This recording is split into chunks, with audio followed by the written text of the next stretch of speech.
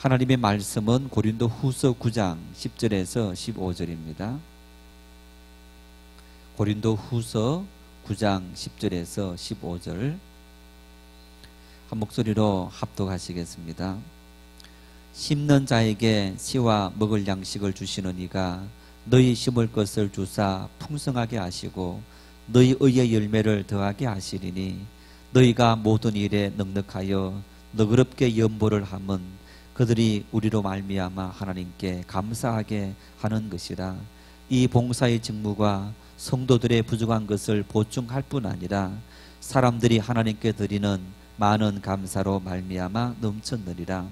이 직무로 증거를 삼아 너희가 그리스도의 복음을 진실히 믿고 복종하는 것과 그들과 모든 사람을 섬기는 너희의 후한 연보로 말미암아 하나님께 영광을 돌리고 또 그들이 너희를 위하여 간구하며 하나님이 너희에게 주신 지극한 은혜로 말미암아 너희를 사모하느니라. 말할 수 없는 그의 은사로 말미암아 하나님께 감사하노라. 아멘. 네, 정말 이번 주말부터 긴 연휴가 시작됩니다. 아마 2주 주일 이런저런 일로 이렇게 예배에 빠질 분들이 많을 것 같습니다. 10월 2일 임시 공휴일로 지정하면서 또 더 긴 연휴가 되어졌던 것을 볼 수 있습니다. 그림에게 떡이라는 말이 있습니다. 어떤 말입니까? 참 이 그림으로 또 사진으로 이렇게 참 맛있는 음식이 있는데 그 음식이 사진이기 때문에 먹을 수 없다. 또 이 말은 예를 들어서 음식점 옆을 지나가는데 너무너무 맛있는 냄새가 코를 찌르면서 참 먹고 싶다. 그 마음이 생겼는데 뭐가 없습니까? 음식점을 지나가는데 참 먹고 싶다. 그런데 뭐가 없어요? 예, 돈이 없습니다. 머니가 없어서 들어가질 못합니다. 어쩌면 그런 분들에게도 맛있는 음식은 그림의 떡이 아닌가 싶어요. 긴 연휴라고 방송에서 또 여러 사람들이 참 즐겁다 하지만은 또 한쪽에서 어떤 사람들은 그림의 떡일 수도 있습니다. 긴 연휴가 도리어 자녀들을 양육하는 일에 부담일 수 있고 또 여기저기에서 비행기를 타고 아니면 참 국내 좋은 곳에서 여행을 즐기는데 보니까 평소에 비해서 2배, 3배로 비싸게 받는 이제 그런 항공료 또 숙박시설 이런 경우들을 볼 수 있습니다. 그러니 참 힘든 분들에게는 그림의 떡입니다. 그런데요, 지난 월요일 한 1년 만에 거의 1년쯤 된 것 같아요. 저 설샘공원에 오랜만에 이렇게 가서 데크 위를 걸었는데 와, 정말 너무너무 행복하고 좋았습니다. 돈 한 푼도 안 들었습니다. 좋은 공기, 산, 바람, 참 그런 곳에서 걸으면서 이렇게 좋은 곳에서 걸을 수 있다. 우리나라만큼 자연적인 환경이 가까이 있으면서 좋은 나라도 드물지 않습니까? 더군다나 지금 현재 가을은 예년에 비해서 온도도 조금 높아서 이렇게 산에서 아니면 들에서 보내기도 굉장히 좋습니다. 여러분, 그래서 우리는 참 하나님께서 주시는 돈으로 매길 수 없는, 환산할 수 없는 그런 은혜를 누릴 수 있는 그런 축복이 우리에게 주어져 있는 겁니다. 그래서 이웃이 시장 가면 나는 뭘 지고 간다고요? 그럼 지고 따라간다. 그런 어리석은 행동, 삶을 살아갈 필요 없이 나는 나대로 하나님 주신 은혜를 우리가 이 좋은 계절에 또 이 추석 명절에 또 함께 누릴 수 있고 또 나눌 수 있고 또 그런 마음의 넉넉함을 가지고 이 명절을 지날 수 있는 우리 모두가 될 수 있기를 바랍니다. 바울 사도는 고린도 후서 8장에서 헌금위원으로 선정될 수 있는 자격에 대해서 언급했습니다. 3가지를 말씀했는데 같은 생각, 같은 비전을 가지고 있어야 된다. 참 중요합니다. 한 공동체에서 살아가면서 같은 꿈을 가지지 않는다는 것만큼 불행한 일은 이루 말할 수 없을 겁니다. 두 번째는 교회 공동체로부터 칭찬을 받아야 한다. 사람들에게 인정을 받아야 한다는 겁니다. 그리고 마지막 세 번째는 그 일에 열정을 가져야 한다. 이런 사람이 바로 헌금위원으로 선정될 수 있는 자격이 있는 사람이다 라고 말했습니다. 그러면서 9장으로 넘어오면서 9장 1절에서 5절까지는 왜 헌금위원을 파송했느냐, 그러면서 고린도 교회 성도들에게 너희들이 1년 전에 하기로 작정했는데, 그래서 내가 너희들이 작정한 그것을 이 마게도냐, 빌립보 그리고 데살로니가 교회 성도들에게 자랑해서 이들도 열심히 했다. 이들에게 내가 한 자랑과 이들이 한 행동이 헛것이 되지 않고 거짓이 되지 않도록 하기 위해서 내가 헌금위원들을 너희들에게 보낸다라는 것을 말씀합니다. 그리고 6절에서 9절 말씀에는 올바른 구제 연보에 대한 자세가 어떤 자세이냐, 그러면서 적극적으로 하지 말고 준비된 마음으로, 간절한 마음으로, 사모하는 마음으로 너희들이 이 모든 것을 해야 된다 하면서 이제 8장과 9장에 걸쳐서 헌금과 관련되는 그런 말씀을 하고 있는데, 오늘 본문 이 말씀에는 구제 연보가 가져다주는 유익, 자발적으로 하나님 앞에서 하는 봉사와 이 구제 연보가 우리에게 어떤 유익을 가져다 주느냐 하는 사실에 대해서 바울 사도는 언급하고 있습니다. 다시 말하면 여러분, 이런 얘기입니다. 말씀에서 계속 언급하겠지만은 우리가 하나님 앞에서 하는 모든 봉사, 이 모든 봉사는 첫째 자발적이어야 한다. 누군가가 건면했다 할지라도 그것은 내 스스로가 선택해야 된다. 그래서 저는 목회하면서 될 수 있으면 뭐든지 강제적으로 하려고 하지 않습니다. 우리나라 사람은 그렇지 않습니까? 밥 먹으세요. 한 번, 두 번은 사용하는 것이 미덕인 거예요. 그런데 이 서구 사람들은 전혀 그렇지 않는데 저는 한 반쯤 섞여 있는 것 같아요. 그래서 어쨌든 모든 것은 자발적으로 내 마음에 감동이 되어서 하는 것이 가장 은혜롭고 함께 기뻐할 수 있는 그런 일들이다. 여러분, 그래서 참 뭔가 내가 행세하기 위해서 누군가에게 드러내놓기 위해서 하는 그 모든 일들은 함께하는 모든 사람을 피곤하게 만들고 교회 공동체에 아무런 득이 되지 않는 것을 볼 수 있습니다. 어떤 마음으로 누군가가 건면해서 아니면 내 마음속에 스스로 했든지 어떤 마음이든지 하나님의 은혜로 내가 이 모든 사명을 감당한다, 그런 감사함이 있을 수 있기를 바랍니다. 그러면서 오늘 이 말씀 구체적으로 하고 있습니다. 10절 말씀을 다시 한번 읽겠습니다. 심는 자에게 씨와 먹을 양식을 주시는 이가 너희 심을 것을 주사 풍성하게 하시고 너희 의의 열매를 더하게 하시리니. 연보에 대해서 바울 사도가 언급을 하면서 연보가 우리에게 유익이 된다, 너희들에게 유익이 된다, 그러면서 가장 먼저 하신 말씀이 그 연보는 마치 씨를 뿌리는 비유와 같다라는 얘기입니다. 연보는 밭에서 파종하는 것과 동일한 원리이다라고 이야기하는 겁니다. 여러분, 자, 밭에서 우리가 씨를 뿌린다. 밭에서 이렇게 고랑을 파서 씨를 이렇게 뿌리는데, 자, 씨를 뿌리고 나서 가을이 되면 거둡니다. 한 알 뿌렸는데 거기에서 몇 알이 열립니까? 몇 알 열립니까? 한 알 열립니까? 안 열릴 수도 있다. 네, 죽을 수도 있죠. 자, 일반적으로 열렸을 때, 자, 여러분, 자, 하나가 열렸습니다. 하나가 이제 땅에 떨어졌습니다. 떨어지면 우리가 벼, 보리, 밀, 옥수수. 자, 옥수수를 한번 예를 들어 볼까요? 옥수수 하나를 뿌려뜨렸는데 큰 줄기가 올라옵니다. 여러분, 올라와서 옥수수 나무 하나에 옥수수 이게 하나만 맺힙니까? 몇 개가 맺힙니까? 여러 개 맺히는 거예요. 자, 옥수수 여러분 드시면서 큰, 어떤 거는 뭐 조그만하기도 하지만 큰 옥수수 알맹이가 몇 개입니까? 100개 넘을까요? 안 넘을까요? 예. 자, 알맹이 하나 심었는데 뿌렸는데 하나에 100개 같으면 뭐 예를 들어서 옥수수 이렇게 한 대에 한 3개를 땄다. 그러면 몇 개를 이제 거둔 거예요? 300개. 몇 배입니까? 300배를 거둔 거예요.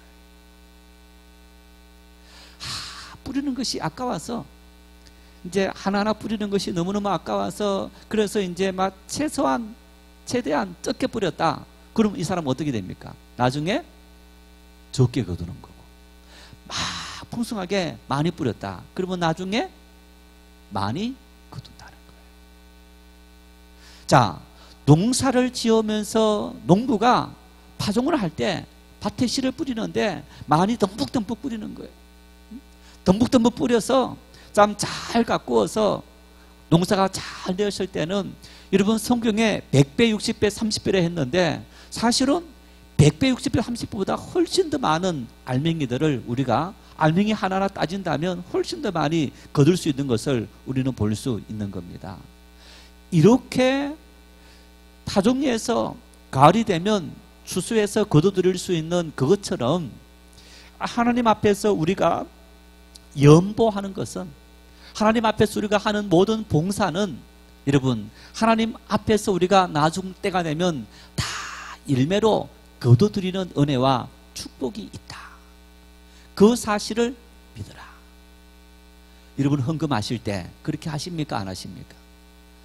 내가 장로이니까 권사이니까 그래도 교회에 11조 해야 되는데 할 때마다 정말 아까워서 막 어쩔 수 없이 하는 그런 마음, 나쁜 마음입니까? 좋은 마음입니까? 좋은 마음입니다. 거기에서 한 걸음 더 나가야 됩니다.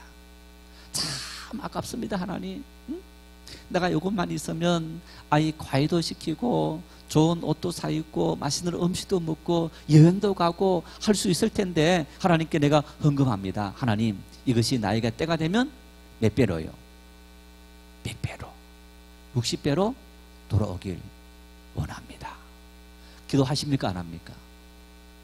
만일 어떤 분이 여러분 그렇게 기도하면 그 믿음은 제대로 된 믿음입니까? 잘못된 믿음입니까? 예? 예, 제대로 된 믿음인 거예요. 저는 그런 분 봤습니다. 어떤 권사님이셨는데 이분이 목사님 저는 헌금 봉투를 챙길 때마다 하나님 이것 하나님께 드리는데 하나님께서 100배로 나에게 다시 되돌려 줄 믿습니다. 그 믿음은 잘못된 믿음, 이상한 믿음이 아닙니다. 오늘 이 말씀 바울 사도가 말씀했던 것처럼 우리가 하나님께 드리는 이 헌금 연보 속에는 바로 농부가 씨를 뿌리는 파종과 같은 그 의미가 담겨져 있다는 것. 여러분 이것은 비단 헌금의 원리 속에만 있는 것이 아닙니다. 하나님 앞에 우리가 드리는 모든 봉사, 그래서 이 헌금 연보라는 것은 봉사의 의미가 있는 겁니다. 그래서 내가 하나님께 하는 시간을 드리고 건강, 내 달란트 그 모든 봉사 속에는 파종의 원리가 있어서 내가 드리는 이 모든 것에 대해서 하나님께서 다 갚아주신다 하는 사실을 우리가 믿음으로 해야 한다. 우리 마태복음 6장 말씀 보면 이제 예수님께서 산상수훈의 말씀을 하시면서 우리에게 이렇게 말씀합니다. 너희 보화를 어디에 쌓으라고요? 하늘 창고에 쌓아라. 그러면 하나님께서 하늘 창고에서 때를 따라서 우리의 모든 삶을 채워주시고 이끌어주시리라. 그래서 마태복음 6장 33절 34절 이 말씀 보면 너희는 먼저 그의 나라와 그의 의를 구하라. 그리하면 이 모든 것을 너희에게 더하시리라. 여러분 이 원리가 바로 파종의 원리라는 얘기입니다. 우리가 하나님 앞에서 이 모든 것이 하나님이 우리의 삶의 주인 되시고 우리에게 은혜를 내리셔서 이 사명을 감당케 했습니다. 그 믿음으로 드렸을 때 하나님은 때가 되어서 우리의 모든 삶에 그 모든 것을 채워주신다. 그 약속을 믿는 믿음이 있어야 하는 거예요. 기대하는 믿음이 있어야 하는 겁니다. 아무 의미 없이 그냥 부리듯이 부리는 것이 헌금이 아닙니다. 그래서 오늘 바울 사도는 이 연보를 하는데 연보가 우리에게 어떤 유익이 있느냐? 바로 농사 짓는 농부가 가을이 되면 풍성한 것을 기대하는 것처럼 그런 마음을 가지고 우리는 이 모든 것을 해야 한다. 자, 왜 이 모든 것을 바울 사도가 농부가 농사를 짓는 파종의 원리에 비유했느냐?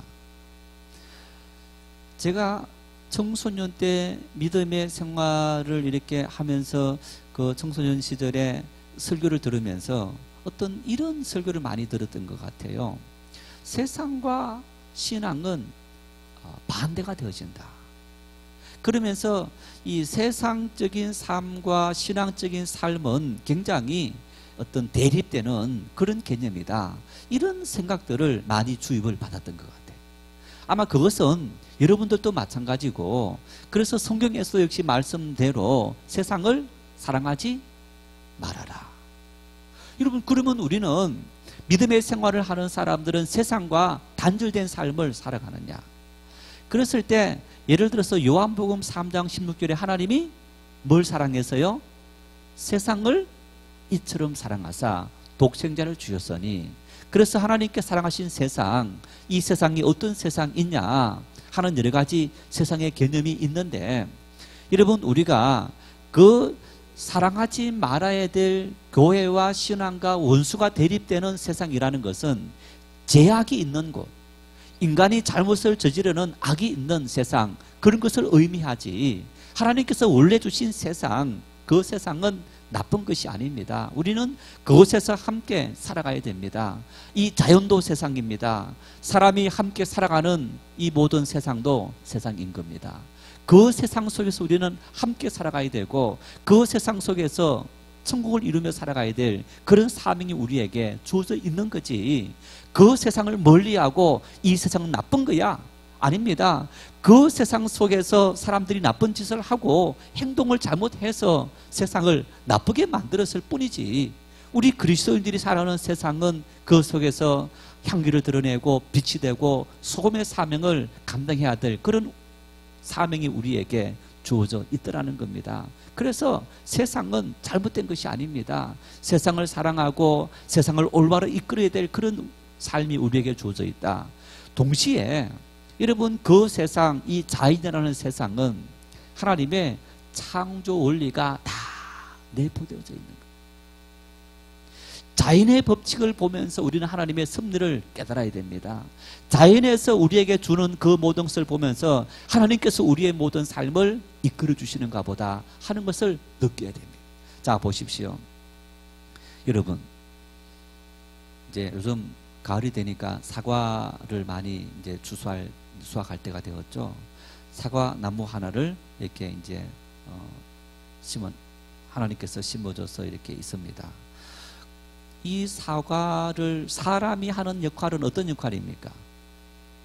사람이 하는 역할은 사과나무를 관리하고, 그리고 때가 되면 사과를 따고, 그리고 다음 해에 잘 열리도록 가지치기 해주고, 그리고 또 이 영양분이 부족하면 이제 그름을 마련해서 그 그름을 더 주는 그런 역할들을 합니다.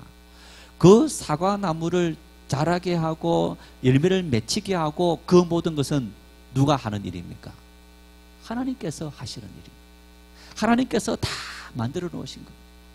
하나님 만들어 놓으신 그 원리를 따라서 사과는 저절로 심어 놓으면 나무가 되고 나무에서 열매가 맺히게 되는 겁니다. 그래서 아담과 하와에게 관리해라라는 것처럼 사람은 관리하고 하나님 만들어 놓으신 그 창조 자연의 원리를 따라서 모든 것이 다 맺혀지게 되는 겁니다. 오늘 우리 역시 이 자연을 보면서 교훈을 삼아야 되는데, 어떤 교훈을 삼느냐? 땀 흘려 열심히 일하고 노력하는 사람들이 그 대가를 얻는 것처럼 우리가 우리의 삶을 통해서 땀 흘려 일하는 그 마음. 여러분, 그런데 보십시오. 우리는 이 물질의 노예가 되어서 물질을 최우선 쪽으로 삼는데 하나님은 말씀합니다. 먼저 그의 나라와 그의 의를 구하라. 하나님의 원리라는 얘기입니다. 이 자연의 원리를 보면서 하나님의 원리를 깨달아라. 그 원리는 바로 이 연보를 통해서 나타난다는 겁니다. 너희의 이 가난한 사람을 향한 구제 연보를 하나님께 드리면 하나님께서 그 연보를 받으시고 너희의 모든 삶을 풍성하게 은혜를 더해 주리라 하는 그런 말씀인데 그 말씀이 11절에 나타납니다. 이렇게 나타납니다. 너희가 모든 일에 넉넉하여 이렇게 말씀합니다. 너희가 모든 일에 넉넉하여. 이 말씀은 너희의 현실적인 구제 연보가 하나님께서 너희들의 모든 삶을 통해서 넉넉하도록 다 갚아주신다. 그래서 이 말씀은 10절 읽은 말씀 통해서 의의 열매다, 믿음의 열매다, 신앙의 열매이다 라는 이야기입니다. 하나님 앞에서 우리가 연약한 성도를 위해서 헌신하고 그리고 그들을 위해서 봉사하고 구제한 그 모든 일에 대해서는 하나님께서 그것을 의의 열매가 맺히도록 하시는데 그것을 바로 너희가 모든 일에 넉넉하도록 하나님께서 은혜를 부어주신다라고 말씀하고 있는 겁니다. 여러분, 그래서 우리는 하나님 앞에 하는 우리의 모든 연보가 그냥 이 우리의 모든 소유가 없어지고 가난하게 되고 어떤 그런 차원이 아니라 하나님께서 때가 되면 우리에게 넉넉하도록 갚아주시는 그 기도를 하면서 하나님 앞에 헌신하고 충성하는 그런 삶을 살아가게 되는 겁니다. 그래서 바울 사도는 말합니다. 11절 하반절에 그들이 우리로 말미암아 하나님께 감사하게 하는 것이라 이렇게 말씀합니다. 이 말씀도 여러분 우리가 이 연보의 봉사의 중요한 논리를 말씀하고 있는데 그들이 예루살렘 교회 성도들입니다. 우리 고린도 교회 성도들입니다. 고린도 교회 성도들이 열심히 힘껏 연보를 모았습니다. 그래서 가난한 기근으로 고통 속에 있는 예루살렘 교회 성도들에게 헌금을 보냈습니다. 자, 받았습니다. 예루살렘 교회 성도들이 누구에게 감사해야 됩니까? 지금 고린도 교회 성도들이 연보를 모았습니다. 모아서 예루살렘 교회 성도들에게 보낸 겁니다. 예루살렘 교회 성도들이 받았습니다. 그러면 예루살렘 교회 성도들이 누구에게 감사해야 됩니까? 하나님께 해야 됩니까? 고린도 교회 성도들에게 해야 됩니까? 모릅니까? 오늘 바울 사도는 보니까 하나님께 감사하게 하는 것이라 이렇게 말씀. 하나님께 감사하게 하는 것이라. 예를 들어서 여러분 어떤 이제 부자인 성도가 참 이렇게 교회에서 만난 가난한 우리 또 성도들 중에서 이런 분들에게 개인적으로 이렇게 어떤 도움을 줬다. 누구에게 감사해야 되는 겁니까? 이제 받은 분에게도 감사해야 되지만은 궁극적으로 하나님께 감사해야 된다. 이런 의미인 거예요. 그런데 여러분 이 의미는 이 앞에 10절 말씀과 또 연관시켜서 생각할 수 있는 일인데 자, 내가 가난한 사람들을 위해서 내 경제적인 것을 아껴서 그들에게 구제했습니다. 베풀어 줬습니다. 내가 하나님 앞에서 바쁜 시간을 쪼개어서 하나님께 봉사했습니다. 헌신했습니다. 여러분 그랬을 때 누군가가 내 도움을 받고 그랬을 때 자, 그 사람들이 하나님께 감사했다. 그 의미는 어떤 의미냐? 자, 바치고 드리고 헌신한 사람에 대해서 누가 갚아주신다고요? 하나님께서 갚아주신다. 그 의미가 있는 거예요. 하나님께서 갚아주신다. 그 말은 이런 얘기입니다. 여러분 우리가 이웃들에게 구제하고 섬기고 한 그 모든 일들이 누구에게 한 겁니까? 하나님께 했다는 거예요. 믿음으로 하나님께 드리는 거예요. 하나님 아니고는 우리가 드릴 필요가 없는 거고 하나님 앞에서 하나님의 주인 되심을 인정하고 하나님께서 말씀하신 그 말씀의 은혜를 따라서 우리가 이웃들에게 연약한 사람들에게 헌신하고 베풀고 섬기는 그 삶을 살아갔고 그리고 그것을 받은 사람 역시 마찬가지로 하나님께서 은혜로 나에게 이 모든 것을 채워주셨다.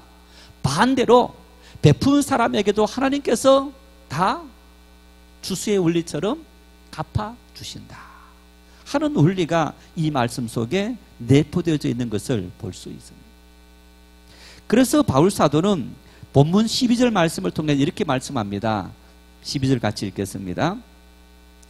이 봉사의 직무가 성도들의 부족한 것을 보충할 뿐 아니라 사람들이 하나님께 드리는 많은 감사로 말미암아 넘쳐너니라. 연보하는 일에 대해서 바울 사도는 봉사의 직무다 이렇게 말합니다. 봉사하는 일이다. 그래서 여러분 우리가 그 봉사가 내가 하나님 앞에서 몸으로 때우는 이것만 봉사다 그런 차원이 아니라 하나님께 드리는 우리의 모든 희생 그것이 시간이든 육체이든 물질이든 이 모든 것이 하나님 앞에서 드리는 우리 봉사의 직무라는 것. 이 봉사라는 말은 원래 고대 그리스의 주요 도시들에서 비교적 부유한 중산층에 있는 사람들이 자발적으로 공공사업에서 유래된 용어이다. 그러니까 부자들이 가난한 사람들을 돕기 위해서 자발적으로 희사를 했다는 겁니다.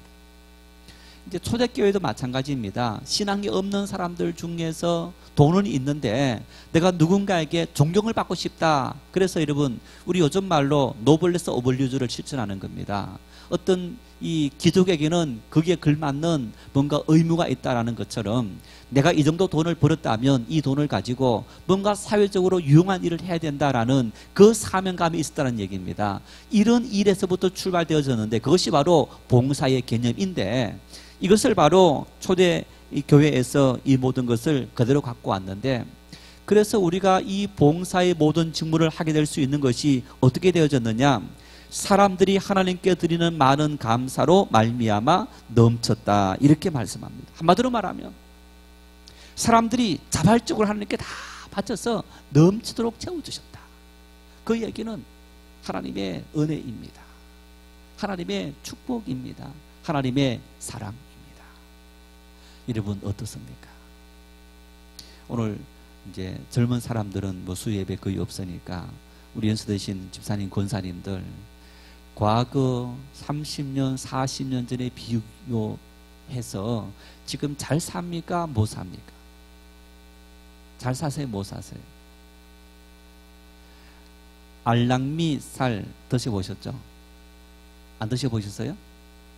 옛날 살 이렇게 크게 넓적하게 하고 어릴 때 그 겨울이 되면 점심시간에 이렇게 밥 안 먹고 고구마 삶아 먹고 제가 한 번씩 얘기합니다마는 근데 밥에 또 고구마를 이렇게 많이 넣어서 이제 밥할 때 고구마가 한 절반쯤 섞여 있는 이제 그런 식사들도 하고 또 뭐 요즘은 이제 한 포대 두 포대 살 같은 것도 받아놓고 살지만은 옛날에는 정말 이제 살집이 주변에 있어서 그저 이렇게 몇 대 사서 생활했던 그런 많은 분들도 있을 겁니다.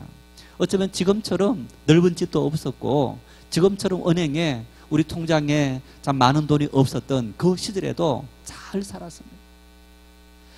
그때에 비해서 오늘 우리의 삶에 살아가는 모습들은 비교할 수 없을 정도로 엄청난 축복을 누리고 있음에도 불구하고 우리의 삶에는 감사가 있느냐? 하나님의 은혜라고 고백하고 하나님께 감사합니다. 그런 마음이 진정으로 있느냐? 마음으로 있다 하지만은 삶을 통해서는 하나도 실천하지 않는 그런 삶을 산다면 그것은 거짓된 고백일 수밖에 없는 겁니다.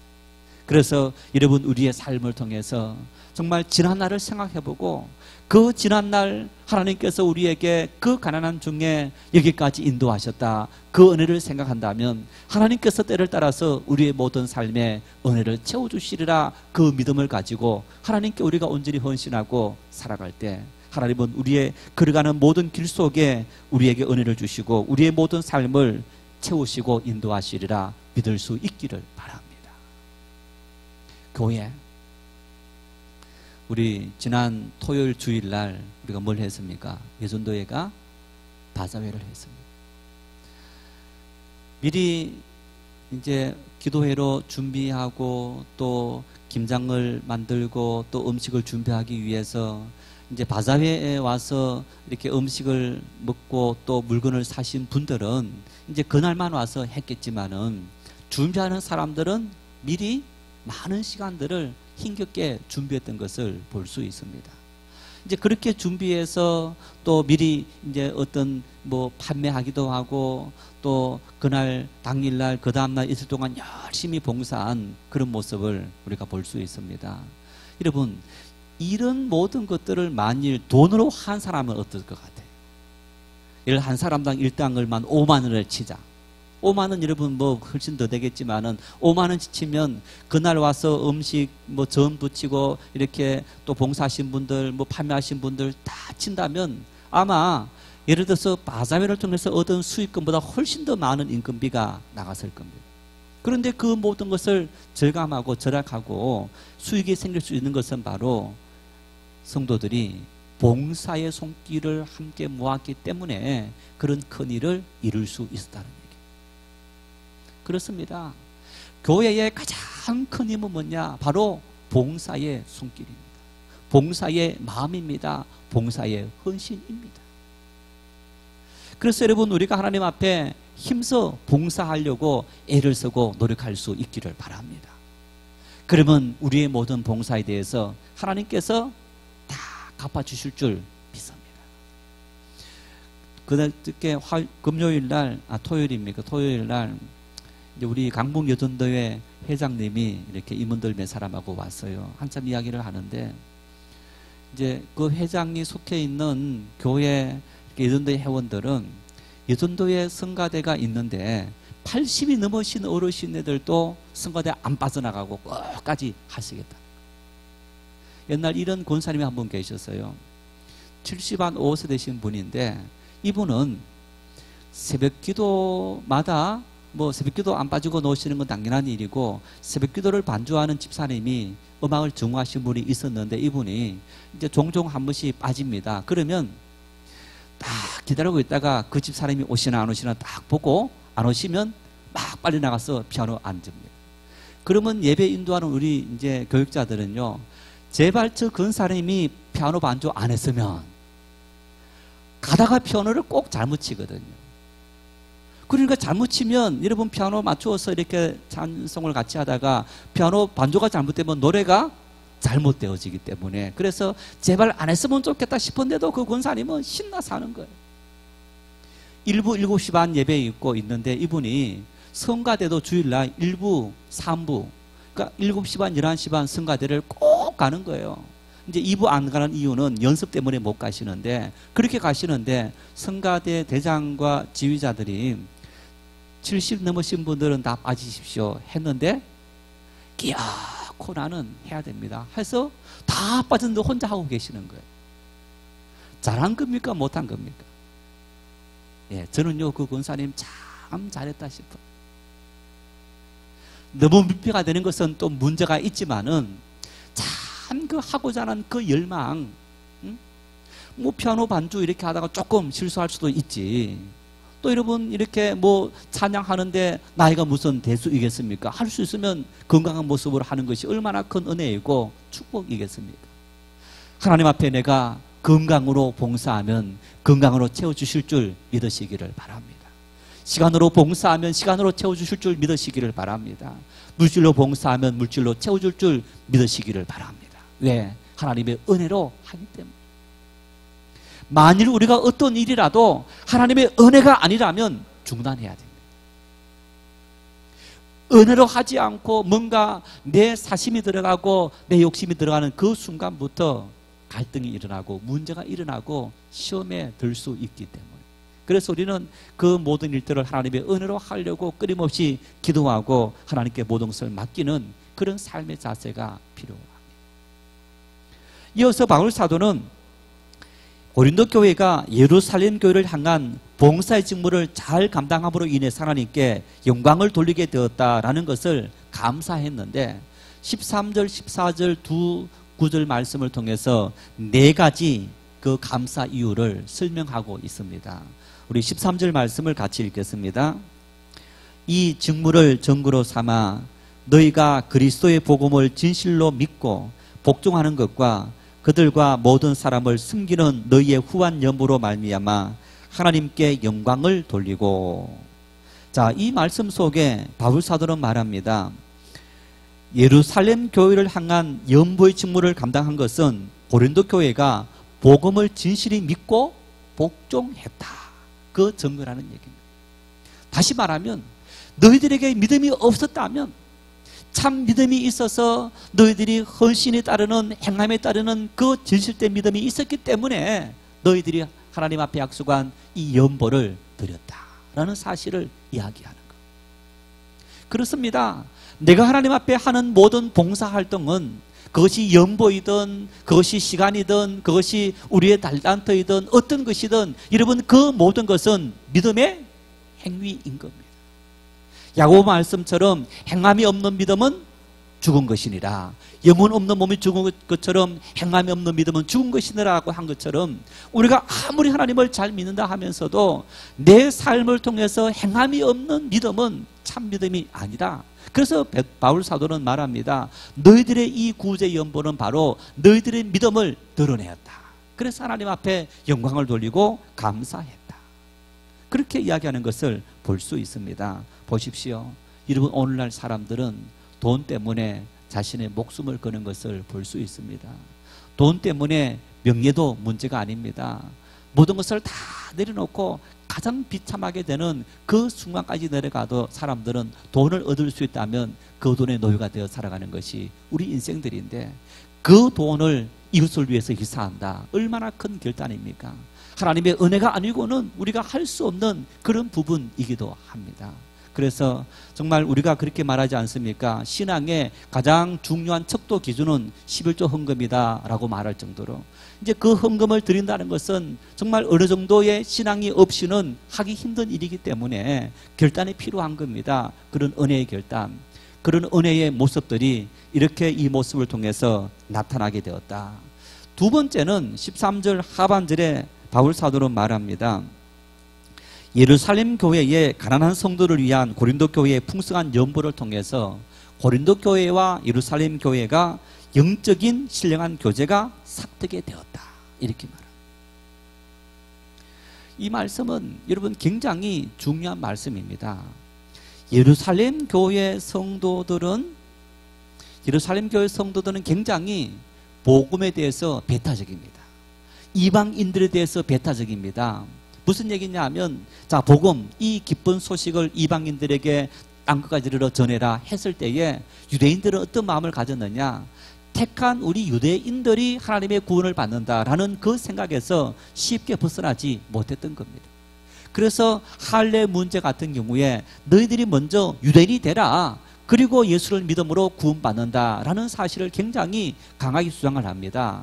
그런데 오늘 바울 사도는 말합니다. 이 연보가 바로 예루살렘 교회 성도들과 고린도 교회 성도들을 서로 교제하게 만드는 아주 중요한 통로가 되었기 때문에 하나님 아버지 앞에 감사한다.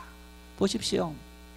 예루살렘 교회 성도들이 정말 가난한 중에 힘든 중에 있는데 이방 한 번도 보지 못한, 가보지 못한 고린도 지역의 교인들이 헌금을 모아서 이렇게 구제했다. 얼마나 감사한 마음이 생기겠습니까? 그러면서 여러분, 그들을 도운 고린도 교회 성도들을 향해서 어떤 마음을 갖겠습니까? 감사한 마음뿐 아니라 그들의 신앙을 인정하는 마음들도 갖지 않겠습니까? 이제 그런 어떤 마음을 통해서 바울 사도는 바로 이방인과 유대인이라는 그 장벽이 무너지는 그런 역사가 일어났다는 얘기입니다. 그래서 하나님께 감사하고 영광을 돌립니다. 이렇게 이야기하는 것을 볼 수 있습니다. 우리 사회는 뇌물 때문에 김영란법을 만들고 참 서로 이제 어떤 부담되지 않는 정도의 선물을 주고받아라, 그렇게 하고 있고, 보면 뭐 부담되는 몇백만 원, 어떤 몇천만 원 이렇게 선물을 주고받으면서 그것이 뇌물이 되는 그런 모습을 많이 보았는데, 여러분 보세요. 사람 관계성 속에서 제일 중요한 게 뭡니까? 선물입니다. 연인이 만나서 자기 사랑의 표시를 어떻게 합니까? 연애한 지가 너무 오래되어서, 옛날 여러분의 시대는 연애를 안 하셨기 때문에 잘 모르시죠. 우리 아이들 보면요, 예를 들어서 만난 지 100일 되었다. 뭐 합니까? 서로 선물을 주고받습니다. 자, 1년 되었다. 서로 선물을 주고받습니다. 만일 여러분, 이제 연세가 드신 분들 뭐 이렇게 어떤지 모르지만은 결혼 기념일이다 했는데 남편이 아내에게 선물 안 줬다. 어떻게 됩니까? 아무렇지도 않아요? 예. 아마 입이 이만큼 나와 있을 거예요. 이제 결혼 기념일이다, 생일이다 그랬을 때는 뭔가 작은 뭐 케이크든지 어쨌든 뭐 선물 하나를 서로가 챙길 수 있는 마음, 그 마음이 되었을 때 참 작은 거지만은 기쁜 거예요. 자, 아이들 키우면서 아빠 생일입니다 하면서 선물 갖고 왔어요. 누구 돈으로 샀습니까? 누구 돈 샀습니까? 아빠 돈으로 저는 아이들에게 이제 이렇게 카드로 해서 쓰는 모든 리스트가 다 이렇게 저한테 찍혀옵니다. 그러면 어디 가서 샀다. 아, 이건 내 선물 샀구나. 하는데 결국은 내 돈 나감에도 불구하고 선물 받으면 기분이 좋은 거예요. 예루살렘 교회 성도들이 정말 어떤 이 선물을 받아도 그만 안 받아도 그만이 아니라 너무너무 힘겨운 상황 속에 있었는데 그 상황 속에서 이런 도움을 받았을 때 얼마나 기뻤고 얼마나 감격했겠습니까? 그래서 바울 사도는 그런 사람들의 완악한 마음을 무너뜨리는 요소가 바로 이러한 은혜를 통해 봉사의 직무를 감당함으로 이런 역사가 나타나게 된다. 하나님께 영광을 돌리고 감사하게 된다. 작은 것이지만은 서로가 나눌 수 있을 때, 서로가 나눌 수 있을 때 그것이 큰 은혜고 축복임을 믿으시기를 바랍니다. 14절 말씀에는 또 두 가지가 나타납니다. 같이 읽겠습니다. 또 그들이 너희를 위하여 간구하며 하나님이 너희에게 주신 지극한 은혜로 말미암아 너희를 사모하느니라. 자, 그들이 너희를 위해서 뭘 한다고요? 간구한다. 세 번째는 예루살렘 교회 성도들이 너희들의 사랑을 받고 그 사랑에 감사해서 그들이 할 수 있는 것은 아무것도 없어서 그들이 하나님께 기도하더라. 여러분, 내가 만일 10만 원을 누군가에게 도와줬다. 정말 그 도움을 받은 사람은 그 10만 원에 대한 어떤 것을 나에게 전혀 도움을 줄 수 없는 그런 어려운 형편에 있는 사람이다. 그러면 그분이 믿음이 있다는 사람이면 나에게 뭘 돌려줄까요? 나를 위해서 기도하는 거예요. 그렇다면 보십시오. 그분이 나를 위해서 기도한다면 얼마나 간절한 마음으로 기도하겠습니까? 그 간절한 기도는 누가 들으시는 거예요? 하나님께서 들으시는 거예요. 형식적인 기도가 아니라 정말 하나님, 내가 이 사람에게 이 엄청난 사랑이 빚어졌습니다. 이런 엄청난 도움을 받았습니다. 하나님께서 갚아주지 않는다면 나는 아무것도 할 수 없습니다. 하나님께서 꼭 갚아주세요. 여러분, 가난한 사람의 그 간절한 기도를 하나님께서 들으신다고 말씀하셨는데 그 가난한 사람의 기도를 들으시고 누굴 축복하시는 겁니까? 그를 도와준 고린도 교회 성도들을, 그를 도와준 여러분들을, 우리들을 위해서 기도하는 그런 기도의 모습이 아니겠습니까? 우리 12월 달에 미얀마에 우리가 이제 구입한 예배당 헌당식에 같이 이제 가게 될 텐데, 여러분, 그곳에 있는 목회자와 또 작은 교회 성도들이 어떤 마음을 가졌겠습니까? 한 번도 본 적이 없는 한국교회, 정인교회 성도들이 참 그들도 힘든 중에 이렇게 많은 돈을 보내어서 우리에게 예배당을 마련해 줬다. 여러분, 그분들이 우리에게 뭘로 갚겠습니까? 기도로 갚지 않겠습니까? 하나님, 우리를 위해서 이렇게 큰 손을 베푼 그 한국에 있는 교회를 하나님께서 축복해 달라고. 여러분, 그러한 기도를 하나님은 들으시고 그 기도에 응답해 주시고 우리의 모든 삶에 은혜를 주시고 복을 주시는 하나님이십니다. 한국 교회뿐 아니라 세계 교회를 통해서 보면요, 어떤 교회가 부흥했느냐, 어떤 민족이 하나님의 은혜를 많이 받았느냐, 선교하는 교회. 여러분, 선교한다는 것은 다 퍼주는 거예요. 아낌없이 베풀어 주는 거예요. 마치 밑 빠진 독에 이렇게 물을 붓는 것처럼 그런 마음으로 끊임없이 한도 기대하지 않고 베풀어 주는 겁니다. 그러면 단 한 영혼이라도 그 사랑을 받고 있는 사람, 선교사님 비롯해서 그 사랑을 받고 있는 사람들이 절망 중에 하나님, 우리가 이런 엄청난 사랑을 빚어주고 있습니다. 기도할 때 하나님은 그들의 기도를 들으시고 누굴 축복하시는 겁니까? 그들을 위해서 아낌없이 베풀어 준 그 교회를 축복하시고 더 큰 사명을 감당하도록 은혜를 주시는 그런 하나님이시다. 그래서 바울 사도는 바로 이렇게 예루살렘 교회 성도들이 너희를 위해서 간구하고 하나님께서 복을 주실 줄 믿고 하나님께 영광을 돌리며 감사하게 된다라는 말씀을 하고 있는 겁니다.